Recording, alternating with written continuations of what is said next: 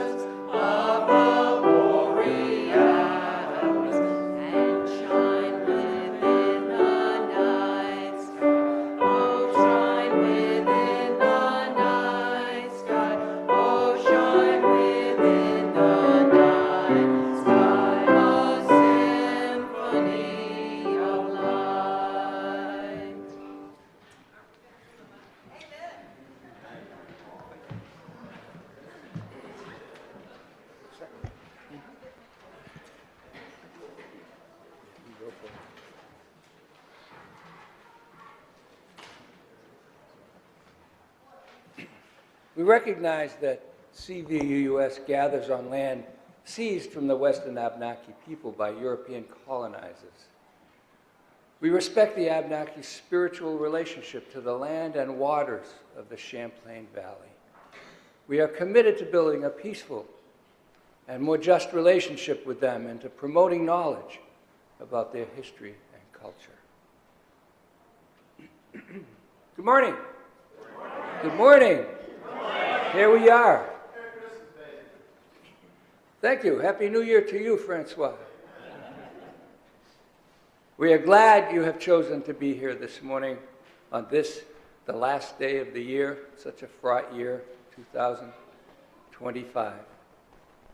Whether the approaching new year represents to you a new beginning or the end of something or both, a light at the end of the tunnel perhaps, or a time to be entered with trepidation. It is good that you and we are here in this sanctuary today, a sanctuary indeed, a faith community based on love, a home for your spirit. You are welcome here. Whether you are a regular or a newcomer, and perhaps participating remotely in the service today, welcome. You are among friends, and all are welcome here. Ours is no caravan of despair. I'm Karl Lindholm, today's worship associate and a member of this congregation. I'm happy to be assisting today Liam Battjes, today's worship leader. Liam is currently a special educator at Middlebury High School. He shifted to being a special educator after 25 years of being a pastor within the Reformed Church of America, Presbyterian, USA. When Liam graduated with his master's in divinity, He won 2 awards, one for creative worship leadership and the other for systematic theology. He has been creatively and systematically deconstructing theology and Christmas carols ever since. This is a service that doesn't always happen at Christmas, on this Sunday. If Christmas falls on or near in the week on a Sunday, we consider the Christmas services on Christmas Day our weekly gathering. But Thursday is pretty middle of the week. So Liam, a member of the worship team, possessed as he is with an inventive imagination and creative bent, said, I'll lead the service on Sunday, and we'll do it on the theme of quilting, the theme and idea of quilting. So voila, here we are. And I just wanted to mention in passing, I looked through the slides and thinking about today's service, and they're so beautiful. I think we should pay particular attention to the slides Liam has put together. They're slides of quilts that have been made by members of this congregation, primarily Dorothy Mammen, Kathryn Schloff, and Louise Prescott. Now, this would be a good time to turn off your phone if you haven't already. If you're visiting, please pick up a blue card or see the blue cards out there on the table where the name tags are, and let us know who you are. And all do stay after the service for snacks and friendly conversation downstairs in the Anne Floras Fellowship Room. If you have a milestone or passage that you'd like to share, fill out a yellow card, please, and place it in the basket during the offering.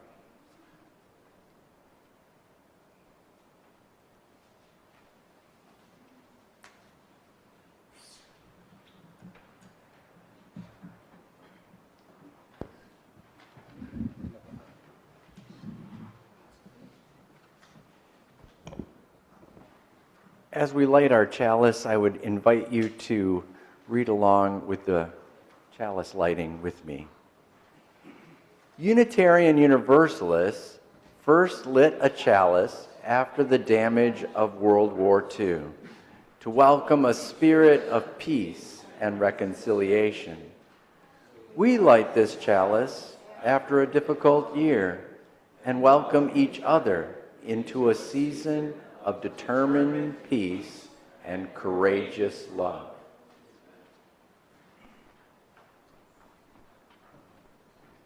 The opening words today are from Benedictus. As you can see, Benedictus, a book of blessings by John O'Donohue. And they are simple and appropriate and beautiful. May I live this day compassionate of heart, courageous in thought, generous in love.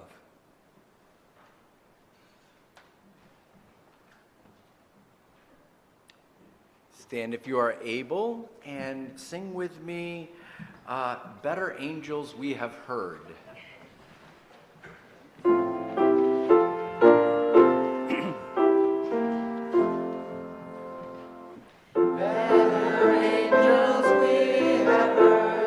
Oh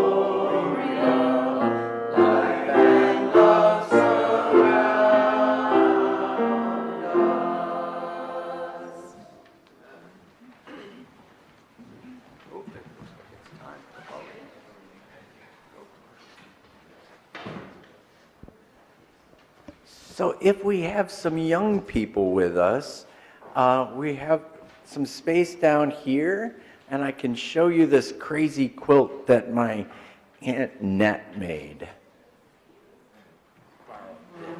Carl. Thank you, Mary. Okay. Carl, come on down here. Then we can talk together. Because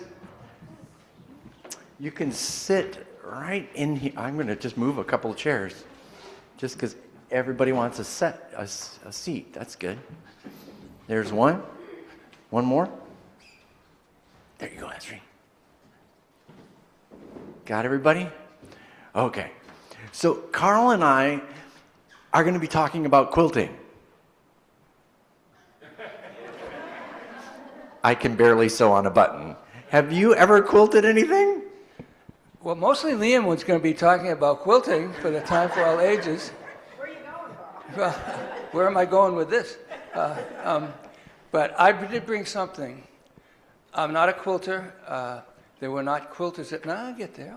My quilters in my family. But I brought the next best thing from my house, which is this nice braided rug you can see up here. Except, I don't think we'll pick it. You can look at it if you want. It's a little bit tattered and worn because we have dogs. And the edges of the braided rug. But my mother used to braid rugs. I said it was, it's pretty, you know, if anybody in here is skillful at braiding rugs or repairing them, give me a call. But that's how my mother would spend what I like to say now, because we loved it so much in this congregation.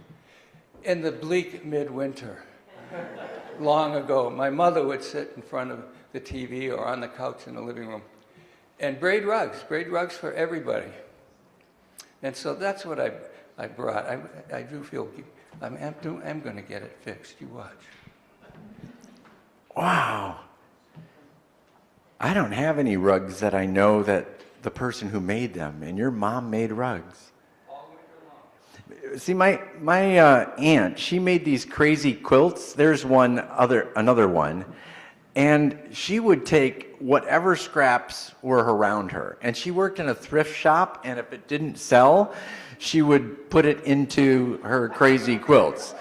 Now, the things that didn't sell were in themselves a little crazy. And so you'd end up with these really psychedelic quilts. And like, here's one close up. And I just wonder if some of you can say things that you see in it. Okay? Just, what do you see in it? What do you see? What do you see, Ron? Cows. There's some cows in there. Okay, what else do you see? Bees. There's bees in here. I see some hot peppers. I'm just going to say animals, because there's a lot of animals. A lot of animals. Teapot. A teapot.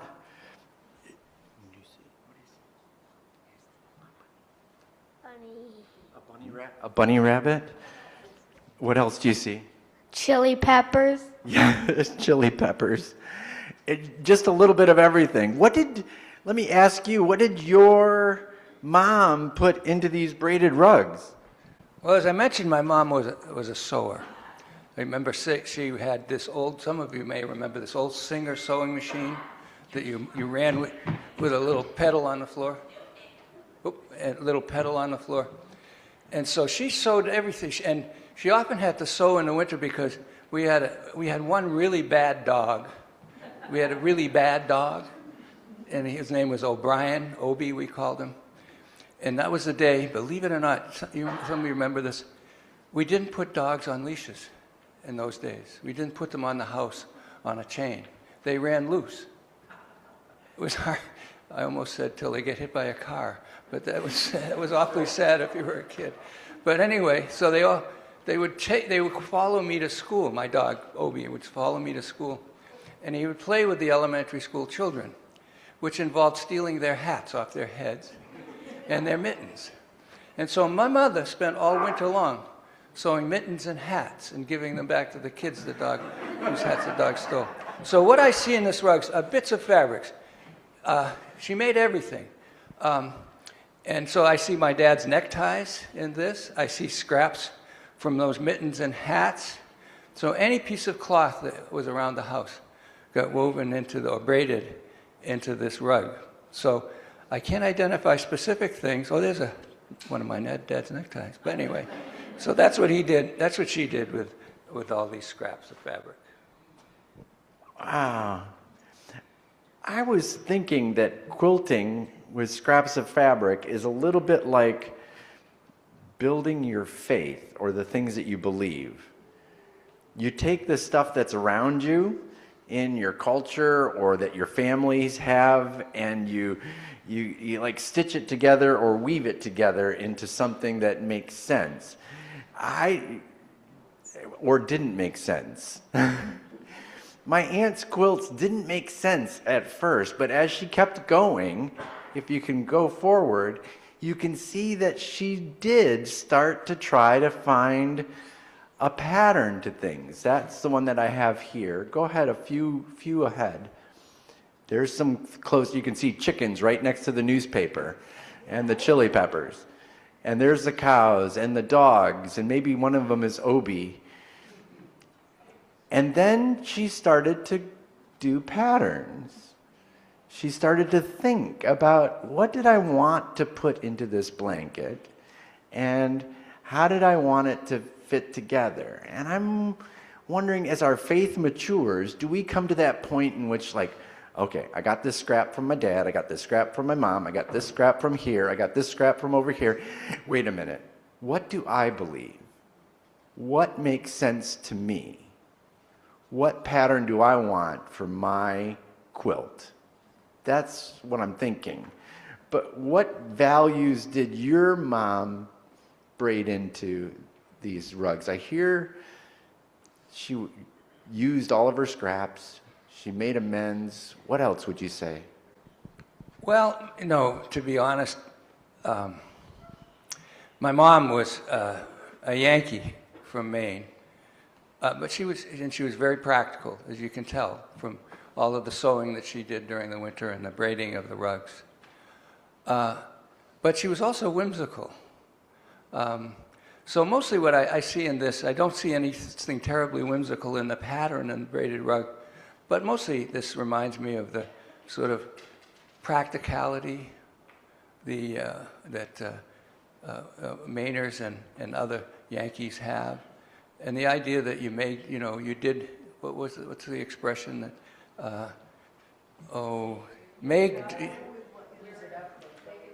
yes, do that for me. Make do or do without, use it up, or, well, you wear it out because you never throw it out, yes. We had that right on the wall, which was, which drives me crazy when I'm supposed to throw away a 6-year-old computer. Anyway, mostly what I see in this is the terribly warm and affectionate nature of my mother. Yeah, both of these. This was warm on your feet, and my aunt's quilts are warm on the body. They're ways of bringing comfort to your family. Thank you for listening. We were going to sing you back to your seats by singing Somewhere Between Moonlight. It's to the tune of Away in the Manger, so it's got kind of a lullaby feel to it. Stand if you're able, and while you're doing that, I'm going to raise up the rug so that the people on Zoom could see it.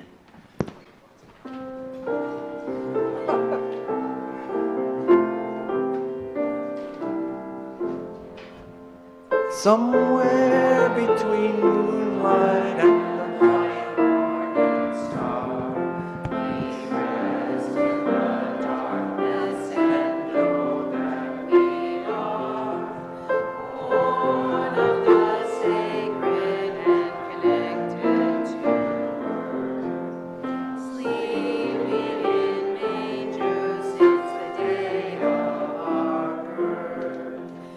Somewhere between moonlight and the dawning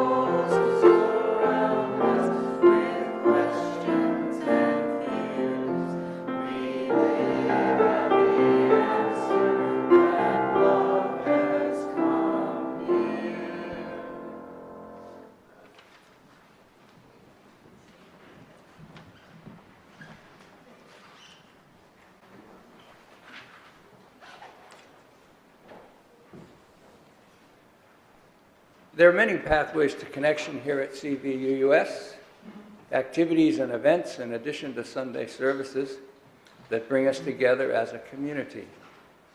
They are listed on the backside of today's order of service and are amplified usually always in Wednesday's blast. I just bring to your attention a couple of the ones that are on the backside, and Liam has made a slide out of them, about them. The Atria clothing swap is coming up on this Saturday at 10, from 10 to 3, Saturday, January 10th, from 10 to 3. Also, you see we have a games night coming up, the third Fridays of every month. So next January 16th, we have one of those all-ages game nights. And I would also mention a piano concert this Friday night here in CVUS by Ari. Friday noon. Friday noon, this Friday, on January 2nd, Friday noon, a piano concert with Ariel Levioff.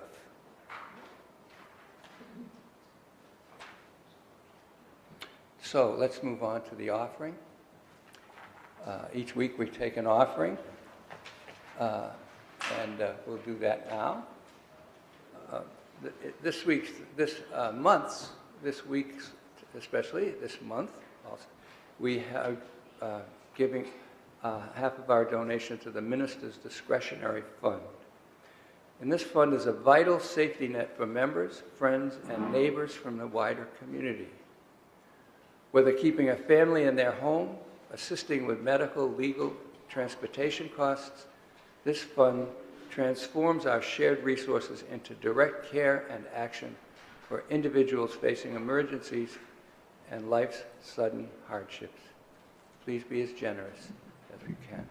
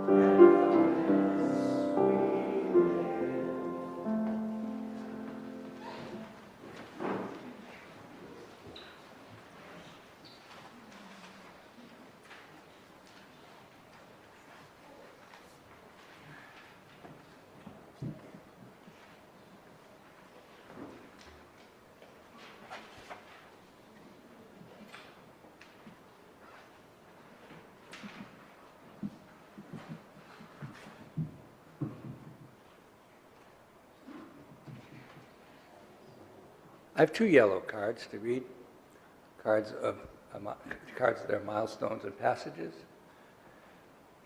The first is from Andrea Sambrook. I am so grateful for having the privilege of singing in the CVUUS choir. I have been struck by how powerful music has been for me this past year to heal, comfort, and soothe my heart. When I can't sleep at night, I think of favorite tenor lines from our music. A favorite is, "Where sorrow falls down like rain, I choose love." And of course, look at all the work we've done. Everybody's showing up, building a path of love, this amazing gratitude. We couldn't be who we are without Jen and her creative drive, deep sensitivity, and being open to change. Thank you, Andrea. Amen. Amen.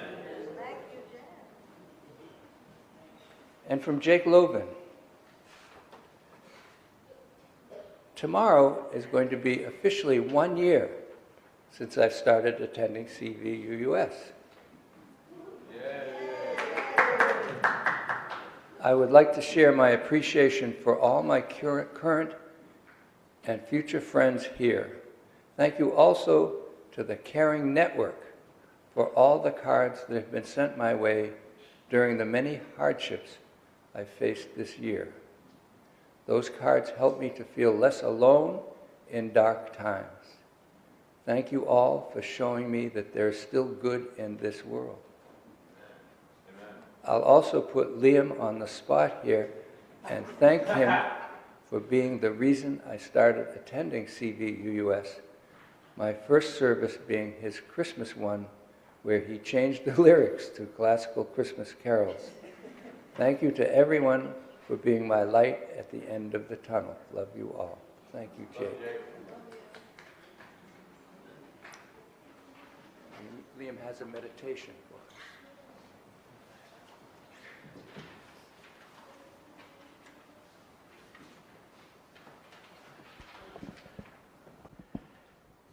To explain our time of meditation, I'm going to walk you through what I've been doing the last 2 months to end my day.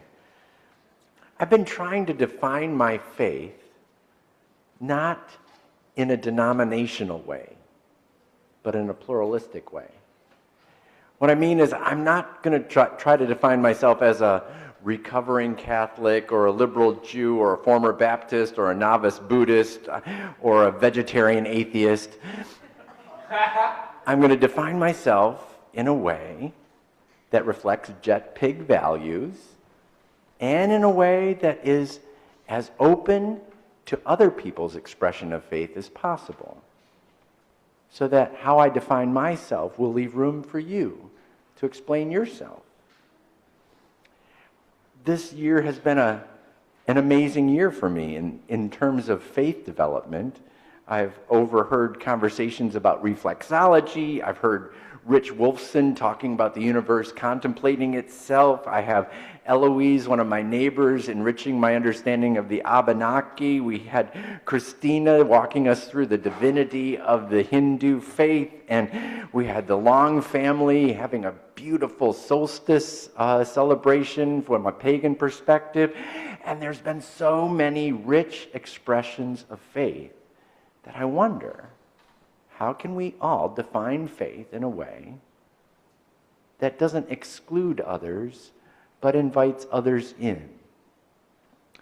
So I know this sounds a little complicated, but my way of quilting these things together has been to use the lines of body, mind, heart, and soul, and the columns or the strands of self, dear relationships, community, and the natural world. And so I'll give this meditation one line at a time, and I'd ask you, if you feel comfortable, to repeat the phrases after me. Then there'll be a time of silence for us to consider, what does that mean to me, if anything? And then we'll repeat that line and go on to the next. It'll be 4 times as we go from body, mind, heart, and soul. Sounds complicated. Just follow me, and if you're lost, it's a silent meditation. Be quiet.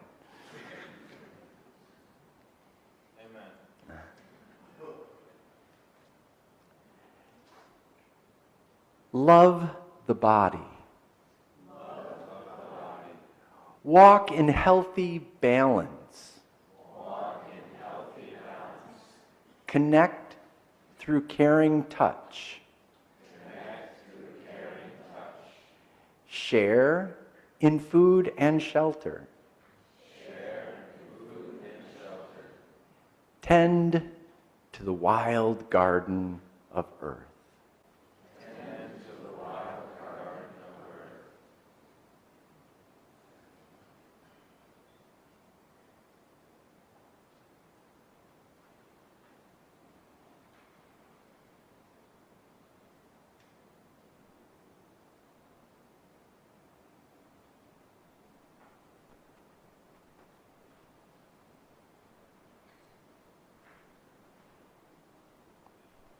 And together, love the body. Walk in healthy balance with me. Connect through caring touch. Share in food and shelter. And tend to the wild garden of earth.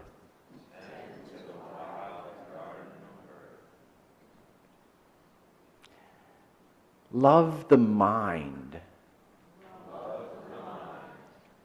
Read and reflect. Listen with curiosity. Playfully learn together. Value science and wisdom.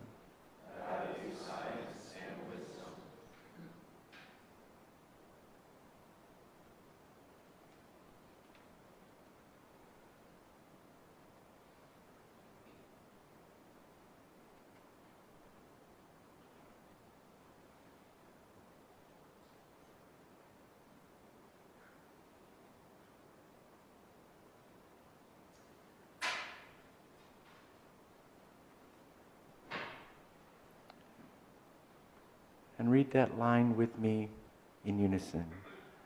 Love the mind, read and reflect, listen with curiosity, playfully learn together, value science and wisdom. And love the heart. Consider the poetry of emotions. Exchange good stories. Practice the music of community. Savor natural awe and wonder.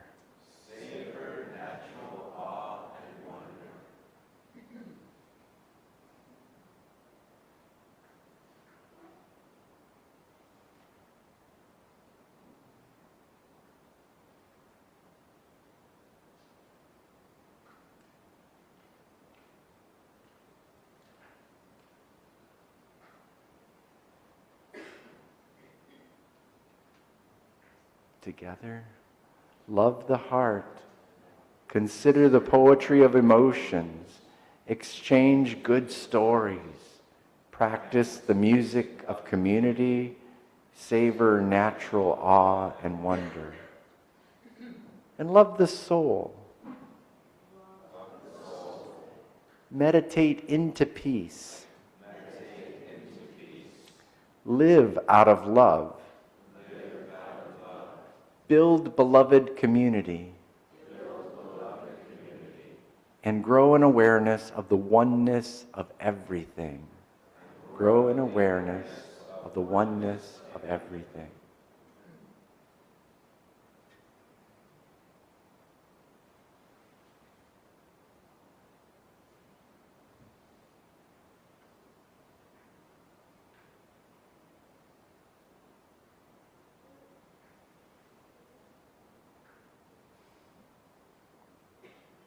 Together, love the soul, meditate into peace, live out of love, build beloved community, and grow in awareness of the oneness of everything. Blessed be.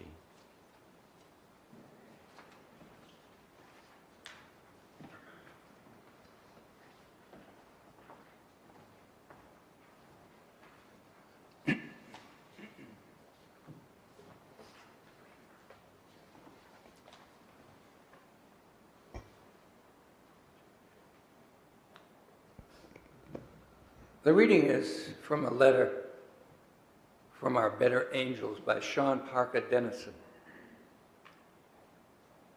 Dear one, we have received your letter, and we hate to tell you, well, not hate so much, but are a bit afraid to say we cannot grant your requests as stated.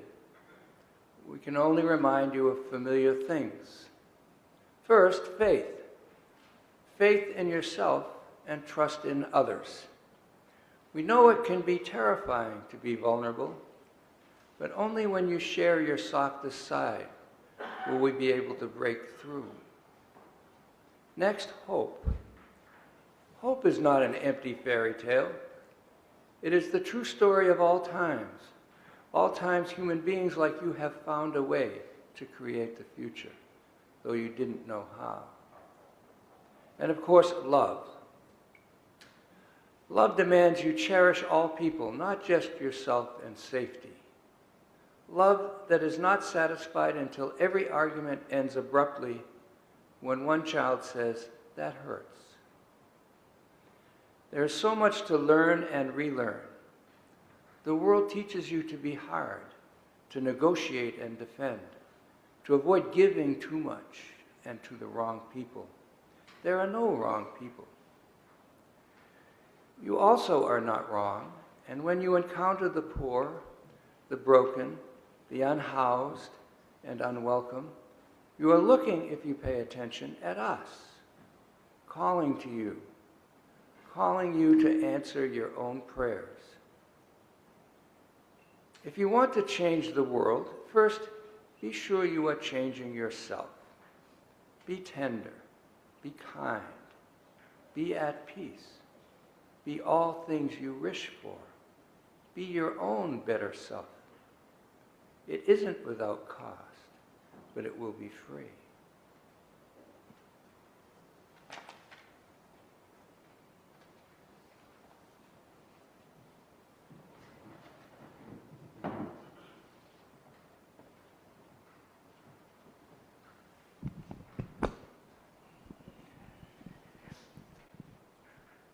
I found this poem from Sean Parker Dennison in a notebook entitled Loose Leaf Bible.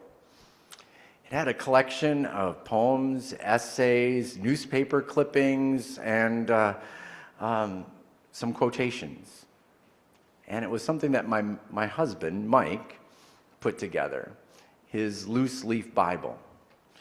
And I could see his values reflected in that loose leaf Bible. There was care for children, how to build community. There were things about enjoying the great outdoors and an understanding that dogs, not gods, are at the center of the universe. The only problem I had with Mike's loose leaf Bible is it had no table of contents. It wasn't organized systematically. There was no section called eschatology about where life is going or where time is taking us. There wasn't this section on the interrelationship of theology, sociology, and the economy and how twisted those things can be. He didn't organize it according to systematic theology. It's okay. It's Mike. No. You see, I'm needing a little structure this year. I am. It feels like this year so many things fell apart.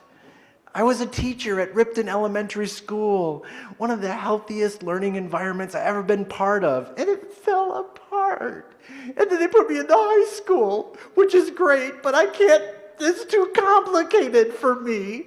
Okay, I'll grow up. And there's the Federal Department of Education itself has unraveled. And the EPA, it's no longer protecting the environment, it's the EPA for enabling profitable abuse. EPA. And my November Thanksgiving vacation, it was supposed to be a vacation. I had 4 doctor's appointments and then a scheduled surgery. What, is this what 60-year-olds do for fun? They go to the doctor?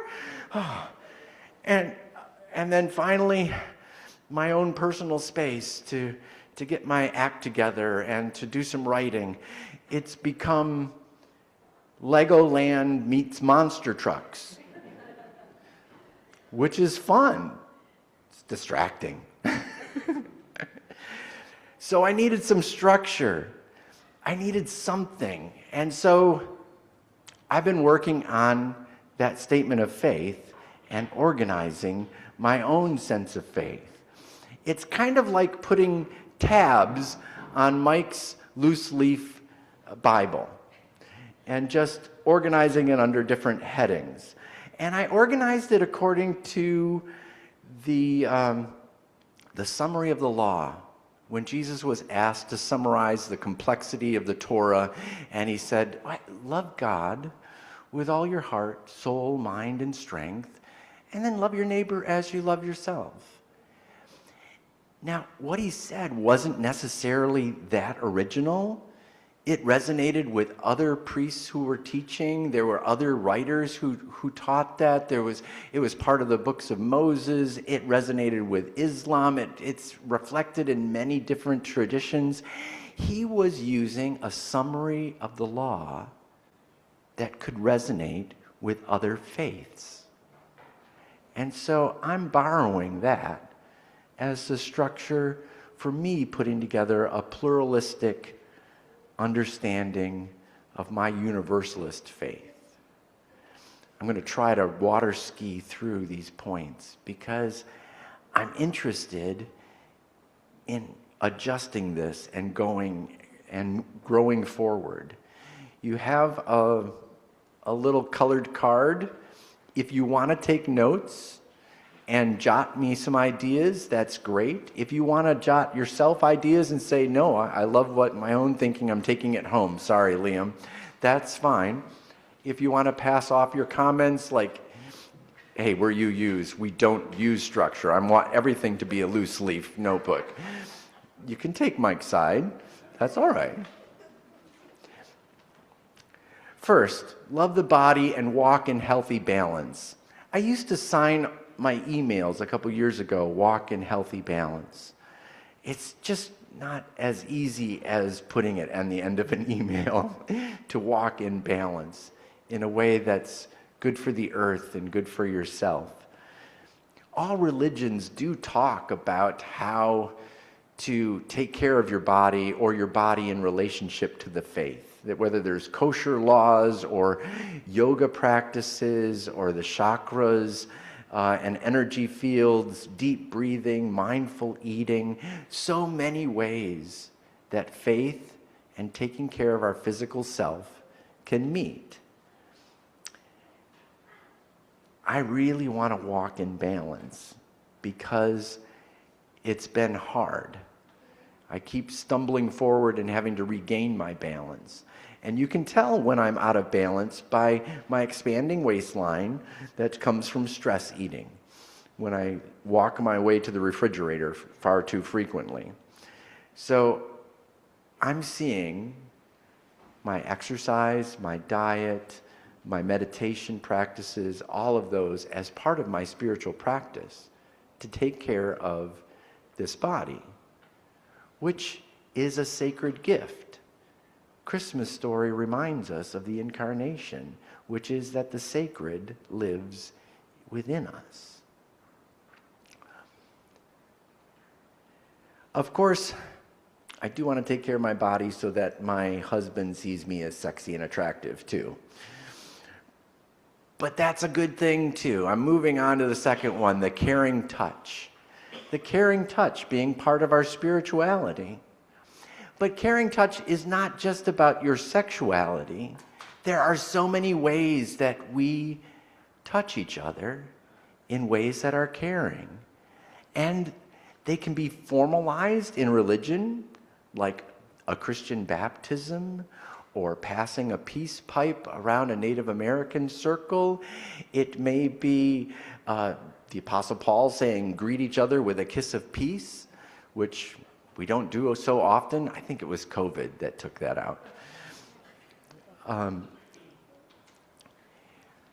But to think about all the ways that we touch each other in caring ways, whether that's greeting each other with a hug, or sharing those cards from our caring network, ways that we treat each other with a caring touch, physical representation of love, part of faith. Moving out to a community, sharing in food and shelter. Sharing in food and shelter. Welcoming others into my home and sharing a meal, that does feel like a sacred gift.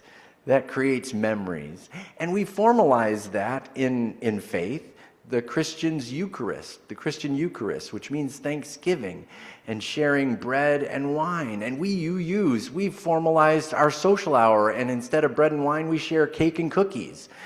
I think we've upgraded.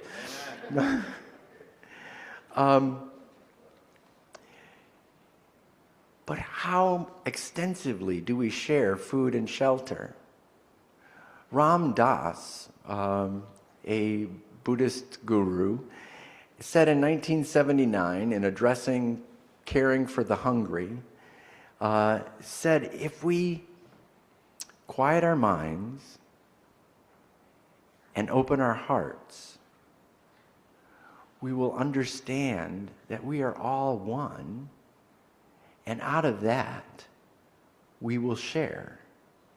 My food is your food. My shelter is your shelter. There is no difference between you and I. We are one.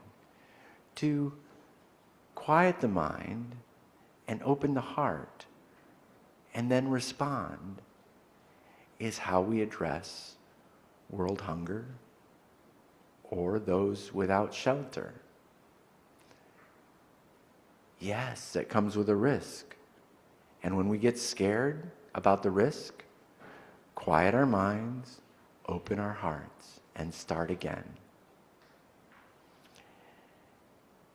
And finally, for physical health, our physical body is in relationship to the physical body of Mother Earth, because we are all made out of the stuff of the earth. And what we do to the earth, we do to ourselves. And so to tend to that wild garden of earth is a way that we take care of ourselves physically, and we take care of every animal, every creature, every person on this planet. We take care of their health also, so that what we do to the earth and the kindness we do to the earth is a kindness that we share with all living things. The second strand is loving the mind, reading and reflecting. Faith traditions and spirituality, they all have texts, sacred texts, writers, things that they would like you to read and to get to know and to focus on. And when I was a Christian pastor, I focused on the Bible. I read that baby in Greek. I read it in Hebrew. I systematically read every page 6 times over my pastorate, 6 times taking notes and cross-referencing. I would stay up late with a glass of wine reading the Bible. Sometimes I'd get so excited I'd come to bed and wake up my wife at the time and say, Christine, you got to wake up. You wouldn't believe what Moses just said to Aaron. Oh my gosh, there was this big catastrophe in the temple, and Moses and Aaron's sons died because of the sacrificial flame getting out of hand, and then Moses blamed Aaron's sons. It was awful. And then it says, the story just ends with, and Aaron was silent. Whoa, what a silence. Don't you think, Christine? Isn't that amazing? And she looked at me and said, can you just be silent now, please? I'm trying to sleep. I just get excited. And I'm trying to take that same kind of intensity now and pick up books and other books that enrich my spirituality, take notes, digest them, read and reflect. So I'm not just water skiing through somebody's wisdom. I'm actually digesting their wisdom and learning from them. Loving my mind. I'm also loving my mind by trying to listen with curiosity. And this is my growing edge, because I am the son of my mother, and we both are better at talking than listening. My mom was amazing.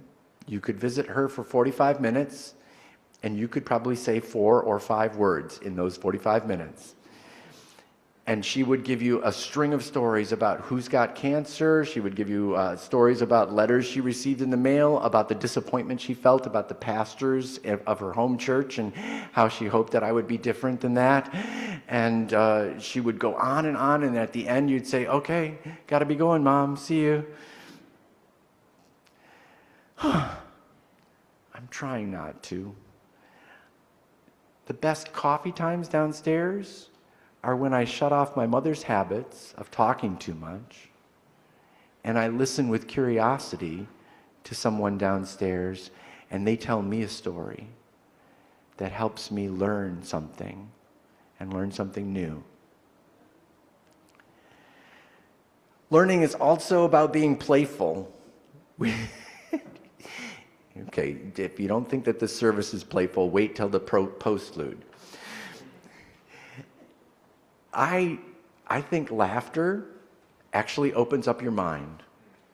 Laughter can surprise you, and it's the surprise, if it's a pleasant surprise, that allows you to get out of the patterns of your thinking and make space for a new idea. So I use a lot of humor in the classroom, even bad humor, and if it's bad humor, I just blame it on being a dad. And that always works for them. Yeah, bad dad jokes. I get harassed all the time. But most of the time that kids harass me for my bad sense of humor, they're smiling when they do it. That means I won. But we need that laughter. We need just a little bit of dopamine to actually solidify our memories and make those neural pathways. So if we want to learn something new, it's good to start out with laughter. And then a yawn, ironically, because you also need to oxygenate okay, never mind. Yawn and laugh, they go good together. I saw that Francois back there was doing the yawn part. Thank you, Francois. And finally, for loving your mind, value science and wisdom. And do it loudly, because we live in a culture in which religion doesn't always value science and wisdom. I grew up in a tradition in which I once asked my dad where dinosaurs' bones came from, and he said, well, dinosaurs aren't real.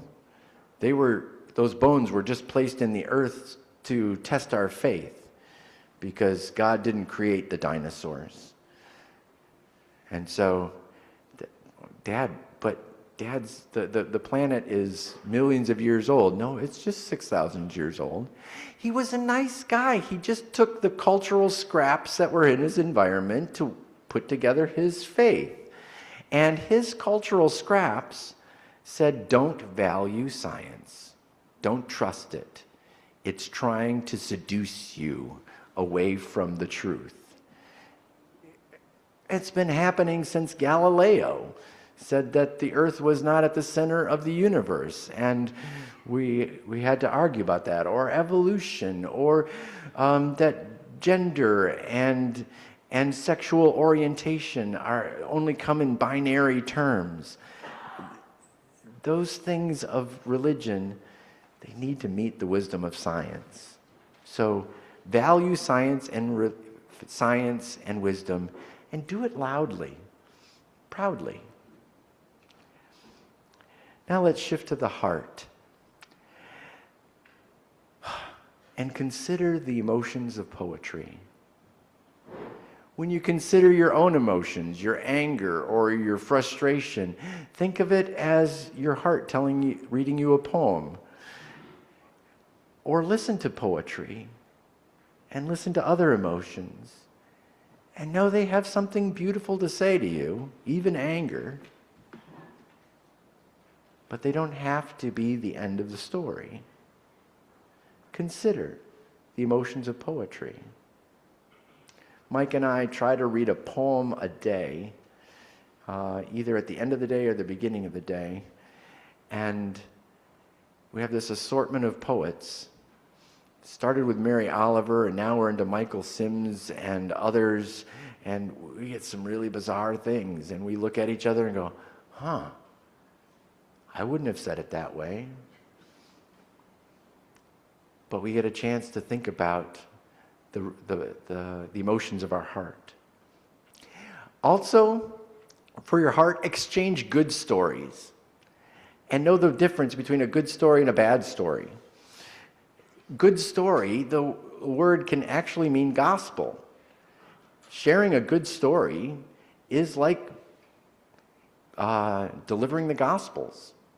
Now, I need to tell myself that because when I come home, I often have an assortment of bad stories of this didn't go right, this was disappointing, I can't believe we have to do this, I don't like this computer program because it doesn't help me, and I can download those until Mike is no longer smiling. Or I can use a good story, a time in which there was fun in the classroom and somebody caught on to something or something hilarious happened. And when I tell a good story, I feel better, Mike feels better. I still share with him my day, but I exchange good stories with him. Number 3 was the music of community. And that yellow card was pretty much what I wrote here. So I'm going to skip this section, but say that singing in the choir is not just singing in the choir. It's practicing being a human community. We stretch together, breathe together, get our exercise. We have differences of opinion. We sometimes are dissonant or out of tune. We work on it. We correct each other. We bring out the best in each other. And at the end, we do something that individually we couldn't do by ourselves. And we practice community. It's a good metaphor for life. Community is never perfect, but we might as well keep practicing because that's what human beings don't really live outside of community. We need that. And then for your heart, savor natural awe and wonder. Oh my goodness, if there's anything close to Teresa of Avila's ecstasy, it's natural awe and wonder. And I think of awe and wonder when I've ever seen the Aurora Borealis, which I've had the privilege of seeing 4 different times in my life, or looking at the microscopic photos of Bentley's first snowflakes, pictures of snowflakes, or the frozen waterfall where Mike proposed to me, or watching a video with Spencer on Arctic penguins. There's so much awe and wonder. And if we savor that, that is to savor our spirit. Okay, final strand, the soul. The soul. The first part of the soul is to meditate into peace. Meditate into peace. Now, that's just a little bit deeper than calming yourself down. That's good. But meditating into peace means to connect with the soul part of your consciousness, a soul that is deeper than your individual consciousness, and is, I believe, the soul that is moving that arc of justice towards peace over centuries of work. So to meditate into peace is to meditate into a relationship with that arc of justice. And how is that working within you? Meditate into peace and then live out of love. This year, I have done way too much time living out of fear or anxiety. Living out of fear and anxiety doesn't really help. It exacerbates the problem. It exacerbates divisions. It exacerbates your blood pressure. It doesn't work. But to live out of love, that's the only way we can heal divisions. That is the only way we can address injustices. It's the only way we can come together and make a statement that moves people forward. Live out of love and know that love casts out fear. And build beloved community. Martin Luther King Jr. reminded us that beloved community is not just a feel-good, "Aw, I like these people" feeling. It does start with liking people, but it's more than that. It's knowing that if you love people, make sure they have health care. Make sure they have a meaningful job. Make sure they have a place to sleep. Make sure they have enough food. Make sure you see them as your brother or your sister. If you're going to be beloved community, it means to shape that community with being love. And in so many ways, being love. It is soulful work. It's the most important work we can do on this planet. And finally, grow in your awareness of the oneness of everything. That is beloved community. That is to know that we're all in this together. Hey, enough of me yammering. I went on too long. I worried about that. Turn in your notes. Let me know. Did I summarize a faith that works for you? And what would you add or subtract? What were you uncomfortable with? I use this as my meditation at night. I do our meditation and I leave some space, and my mind comes to me with memories, some regrets. I have to forgive myself and start over. But it's been a good reminder about what's important to me. And I need to do that this year so that I can grow strong in my faith, because it may not be an easier year than last year. And I thought last year was tough. As I quilt my faith together, though, I hope it will guard us against some icy weather.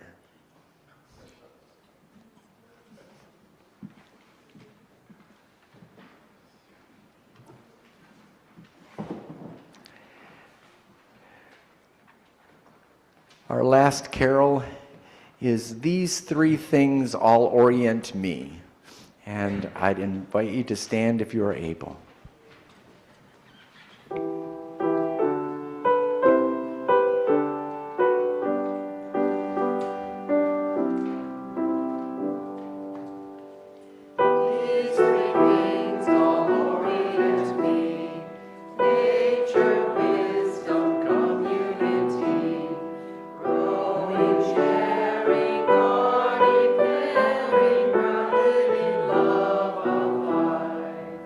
Oh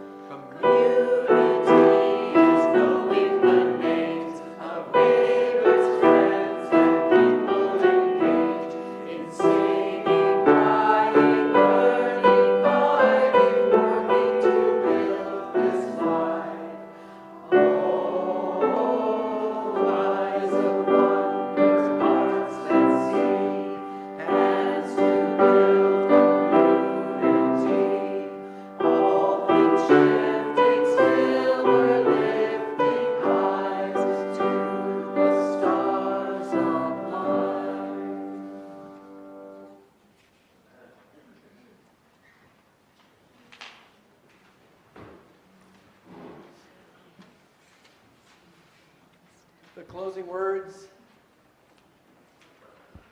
My closing words are the soulful line. Meditate into peace. Live out of love. Build beloved community. And grow in awareness of the oneness of everything.